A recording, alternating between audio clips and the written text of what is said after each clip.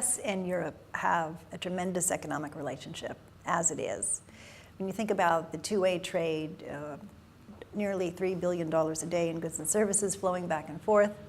We have about $4 trillion invested in each other's economies.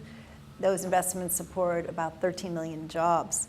We could easily sit back and rest on our laurels, but we don't. And that's because both sides believe that there's even greater potential ahead if we can figure out how to resolve some of the thorny issues that in the past have eluded solutions. I think it's also important because of the three main pillars. So one is to reduce and eliminate tariffs.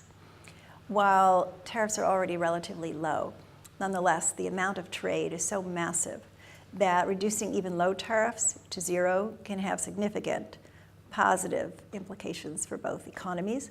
And there are also a number of areas where the tariffs are not that low. And so again, we have the opportunity to bring those down over time to zero if we're successful. The other two areas that you alluded to are regulatory and global challenges. On regulatory, many people think those are actually the largest barriers that we have currently between two economies. And it's not that one economy has higher standards than the other. In fact, each economy thinks that its standards are higher and better. So the question is, where is there already compatibility that we just haven't identified? Where do we have regulations that are so similar that they're almost equivalent? But without some kind of recognition of that, it's impossible to recognize them as such.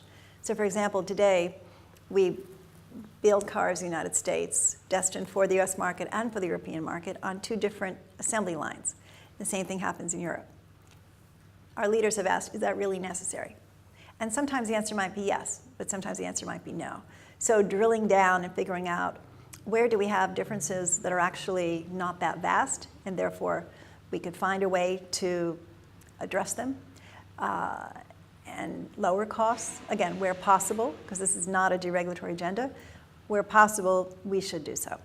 The third area is what I would call emerging issues of global concern particularly to the US and to Europe, because they hurt our ability to compete effectively against other countries.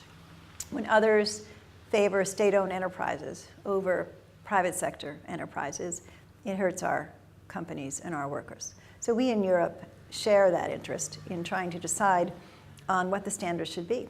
Europe has tended to put more emphasis on a sector-by-sector approach. I think there's utility in looking at some of the sectors where we have the greatest amount of trade already and seeing specifically what more we might be able to do together. But at the same time, it's not as effective as overall looking at cross-cutting measures that we could take, again, together to try to improve how we make regulations and how we set standards.